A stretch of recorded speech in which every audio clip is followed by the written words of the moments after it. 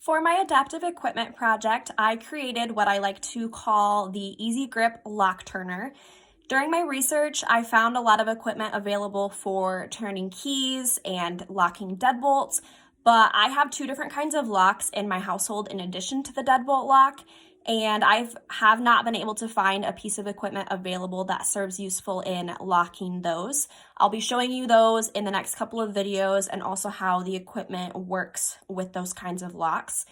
It is pretty easy to make. You only need two materials. The first one is an old jump rope that has foam handles. And then the second one is water weld hardening putty. That one took me a while to figure out. I had a really hard time finding some kind of material that would mold to the structure of my lock, but also harden in a reasonable amount of time.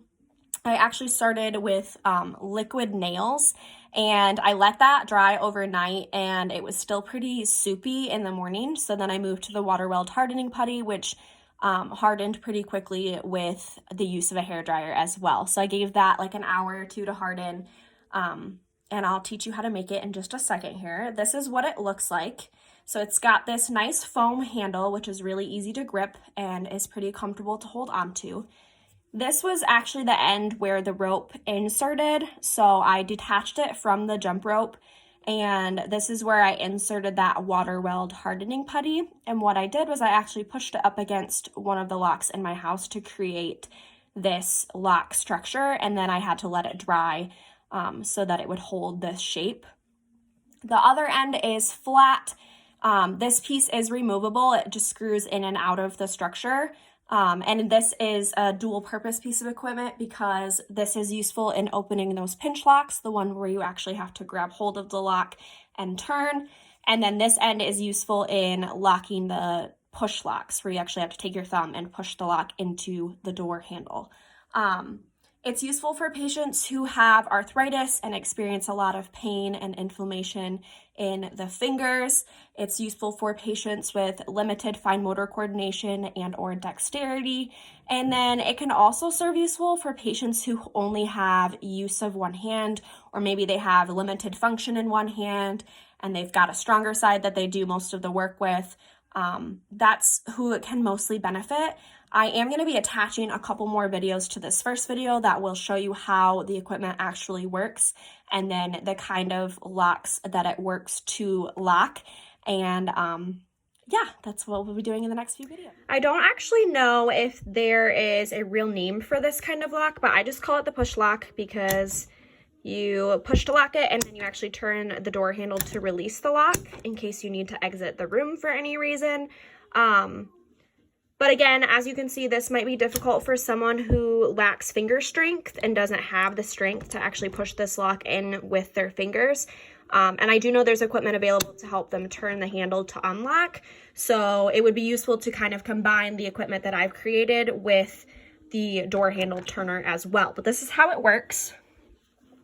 This is where you want to incorporate that flat end of the equipment and not the water weld side. So what you do is actually grip the handle here and push that lock in. And again, you're holding this nice comfortable foam structure so it doesn't place a lot of pressure on the hands, and the equipment is actually what's doing the work. You don't have to push that hard to get that lock to insert. And then this is where you would want to use your door handle turner to release the lock. But I'll show that again, hopefully from a good side angle. I am filming this by myself.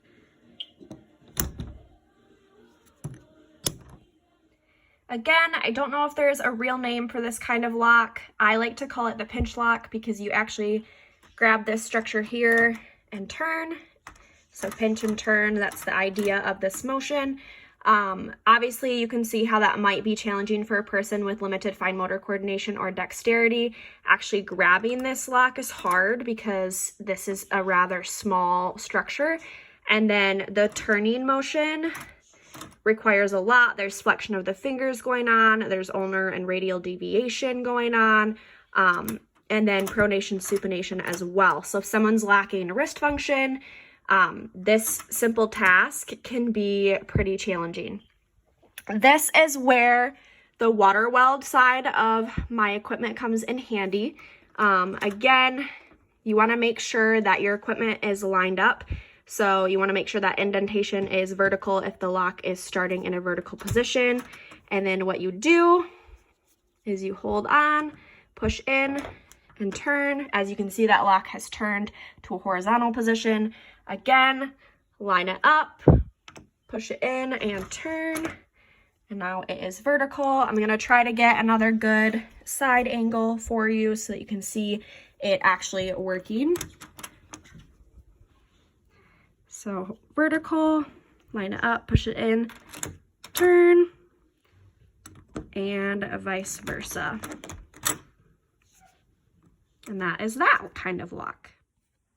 All right, so getting ready to close things up, I do want to make one thing clear. This will work for all pinch locks unless there is a drastic change in shape or size. I have 3 pinch locks in my household and I only molded this to one of them and it did work for all 3. This you shouldn't have any problems with using it for those push locks because it is just a flat surface. And again, unless there's some sort of drastic difference in shape or size, it should work for any push locks that you've got in your household. Again, it is just a jump rope handle and then the water weld hardening putty. To get this to harden, I recommend either giving it a night or using a hair dryer to help the hardening process and kind of accelerate it a bit. And then just a quick review.